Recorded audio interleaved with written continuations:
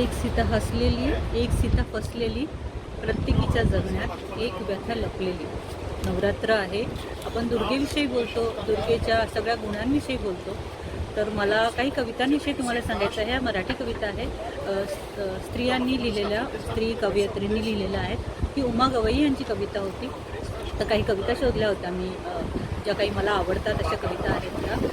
तुम्हाला नक्की आवडतील म्हणून ह्या कविता तुम्हाला वाचून दाखवते.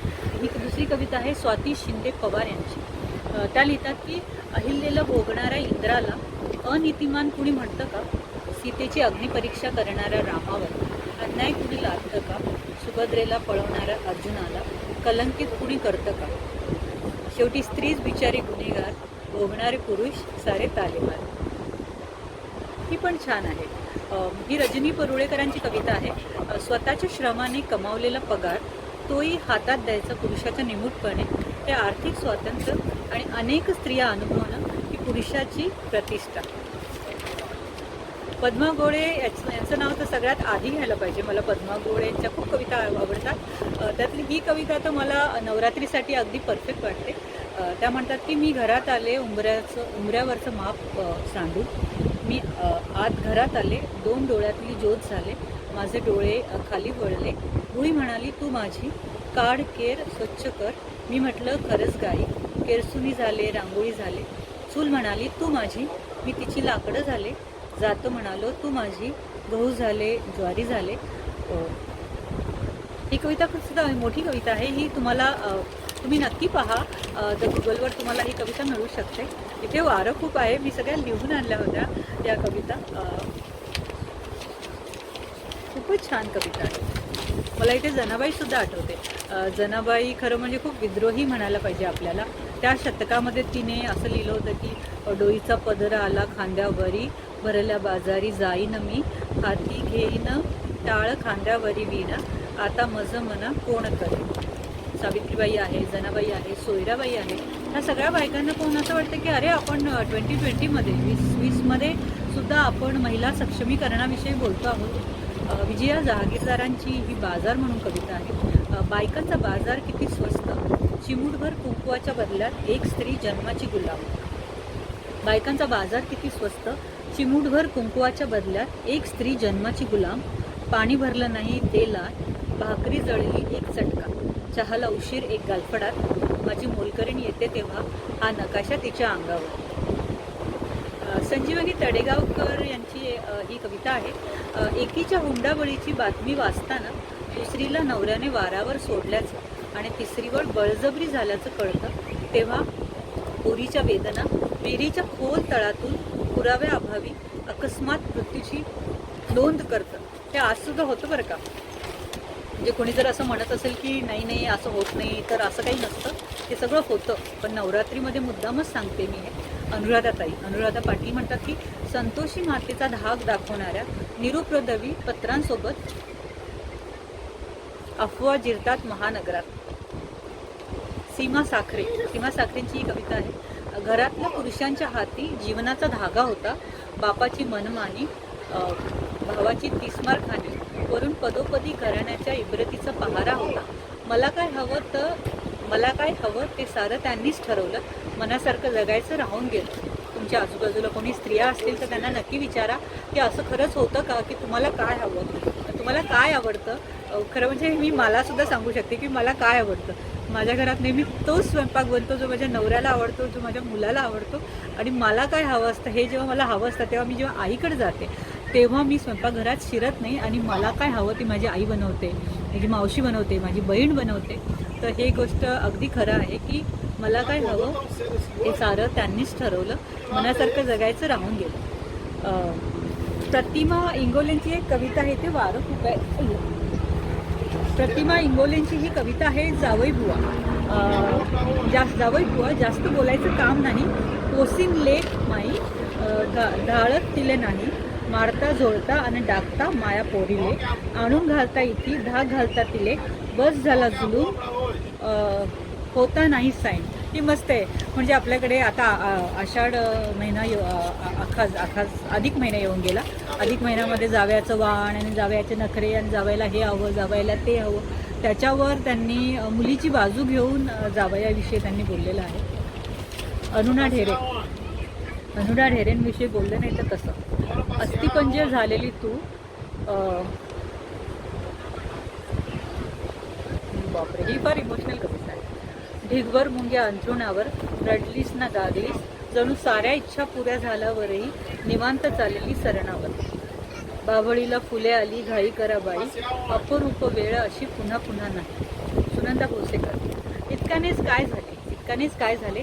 कासाराच्या दुकानामागे ताटकळून जमवलेल्या सर्व रंगीत कासा, परकऱ्याच्या घोळात पसरवून पुढ्यात सांडलेल्या अतोनात अहंकारी आकाशाच्या मर्मस्थानाचा शोध घेत बसले. असं सर्व झालं तरीही समोरच्या भन्नाट रहदारीच्या रस्त्यावर माझ्या मनातलं कौलारू घर कृष्णकमळीच्या वेलीसह वारंवार शांत चित्ताने उभे राहते.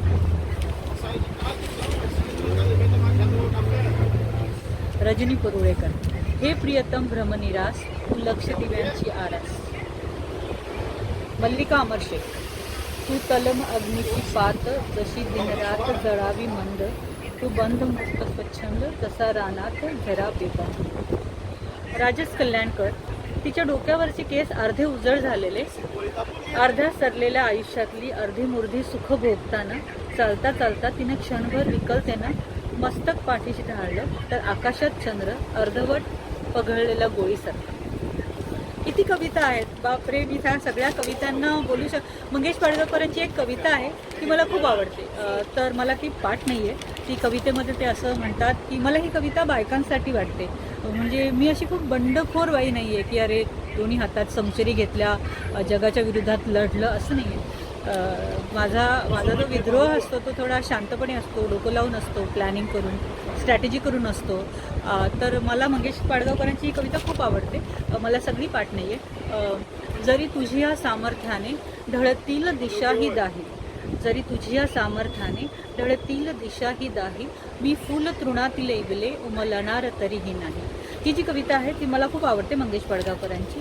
आणि तात्यांची माझ्या मातीचे गायन तुझ्या आकाशश्रुतींनी, जरा कानोसा देऊन कधी ऐकशील का रे, ही कवितासुद्धा आवडते. एक अजून कविता आहे, मी शोधते आहे की बालकवींनी काय लिहिलं आहे परत. बालकवींची ही कविता होती की चिमणीला मग पोपट बोले, काग तुझं डोळे ओले, चिमणीला मग पोपट बोले, काग तुझे डोळे ओले, काय सांगू बाबा तुला, माझं घरटं कुणी नेलं. अनुराधा पाटील. पुन्हा एकदा. मला नको आहे तुझं अबीर बुक्क्याचं पंढरपूर, नको आहे जन्मोजन्मी पडणारा मुक्तीचा श्रीरंग चकवा. मला नको आहे तुझं अबीर बुक्क्याचं पंढरपूर, नको आहे जन्मोजन्मी पडणारा मुक्तीचा श्रीरंग चकवा. सुलभा हेर्लेकर. मी मात्र शर्मिष्ठेसारखी सारं देऊनही रात्री नक्षत्रे गोळा करत फिरते. तसंच व्यथेशिवाय मीरा नाही, राधेशिवाय गोकुळ नाही. नीरजा यांची सावित्रीची कविता. तू झालीस नायिका पुराण कथांनी, फोफावलेला वटवृक्षांची, पण आमचं काय, आम्ही पाचोळा ह्या जुनाट वृक्षाचा, या मतलबी सत्यवानांनी केली आहे होळी आमच्या आयुष्याची. खूप कविता आहे इथे ना, वारं खूप आहे, त्यामुळे मला सगळ्या कविता तुम्हाला वाचून दाखवता येत नाही आहे. क्रांती सडेकरांची एक कविता आहे, मला इतके दिवस ती मिळत नव्हती, 2च ओळी होत्या माझ्याकडे. तर मी काल त्यांना म्हटलं की ताई मला ती कविता देता का, तर त्यांची ती कविता शोधून दिल्या. खरं म्हणजे हे असं बरोबर नाही की एखाद्या कवीला असं मी म्हणते की अरे तुमची कविता मी वाचलीच नाही, किंवा एकच मिनिट, मी त्याचा स्क्रीनशॉट घेतला होता. खूपच छान कविता आहे ती. चष्मा काढावा लागतो मला. कुणी एक भोळी कुळी नादली आणि सुखाचे झरे शोधण्या धावली, तिची ही अधुरी कहाणी न राही तिच्या सोबतीला तिची सावली. आम्हाला मीटर्स बोलता येते का. तिची ही अधुरी कहाणी न राही तिच्या सोबतीला तिची सावली. हां, आता मला जमलं. तिचा पिंड नाही दुहीचा तरीही, दुरावे सदाचे तिच्या भोवती, दिशा तीच मुक्कामही तोच आहे, तरी ना कुणी संगती सोबती. तिने केशराचे सडे शिंपडावे, तिने केशराचे सडे शिंपडावे, तिच्या प्रार्थनी कोरडी अंगणे, तळाचा नसे ठाव त्या बावडीच्या, रहाटापरी रोज भोवंडणे, रिता घागरीच्या गळा बांधलेला, जसा दोरनेई तळा शिपिला. रीता घागरीच्या गळा बांधलेला, जसा दोर नेई तळाशी तिला, हिच्या भोवती घातल्या बंधनांनी प्रवाहात खेचून न्यावे इला. तिचा अंतरात्मा तिला काय सांगे, न कानी तिच्या येत त्याचा ध्वनी. तिचा अंतरात्मा तिला काय सांगे, न कानी तिच्या येत त्याचा ध्वनी. झुरावे मरावे तरीही उरावे, असे भोगणे का तिच्या प्रार्थने. अजून एक आहे का? अजून पुढे सुद्धा आहे. तिच्या कस्तुरीचा तिला गंध नाही, तरी जीव घेणी तिची कस्तुरी. तिच्या कस्तुरीचा तिला गंध नाही, तरी जीव घेणी तिची कस्तुरी. मुरब्बी शिकारी तिचा गंध जाणे, मुरब्बी शिकारी तिचा गंध जाणे निवेदे, तसा बाण लागे बोली. जरी बाग नाही फुलांची मिळाली, नसावा तिचा कोरडा माळही. किती दूर आभाळ व्यापी किनारे, तिला ना किनारा ना आभाळ आहे. क्रांती साडेकर. तर उद्या माझं लाईव्ह असणार आहे व्हॉइस ऑफ मुंबई ह्या पेजवर. आणि मी भारतीय स्त्रियांबद्दल नाही बोलणार आहे, मी बोलणार आहे जपान, चीन, ब्राझील आणि आंतरराष्ट्रीय स्तरावरच्या काही स्त्रिया, म्हणजे मोठ्या मोठ्या सेलिब्रिटी नाही, तुमच्या माझ्यासारख्या साध्या, तुमच्या माझ्यासारख्या, तुमची आई असेल, बहीण असेल, आपण कसे आहोत, साधे घरगुती बायका आहोत, किंवा नोकरी करणाऱ्या 9 ते 5, किंवा छोटं मोठं करिअर करणाऱ्या. ह्या स्त्रिया आयुष्याकडे कसं बघतात आणि त्यांनी कसं स्वतःला प्रूव्ह केलं, किंवा सगळ्या संकटांना कसं तोंड दिलं, किंवा त्यांना अजून किती संकटं येतात, किती आव्हानं त्यांच्यासमोर आहेत, तर त्याविषयी बोलणार आहेत. तर उद्या माझं हे लाईव्ह पाहायला विसरू नका. तुमचे काही प्रश्न असेल तर पुन्हा एकदा सांगते की माझ्या इनबॉक्समध्ये तुम्ही नक्की सांगा. Thank you for watching this video. जय हिंद, जय महाराष्ट्र. चाव चाव.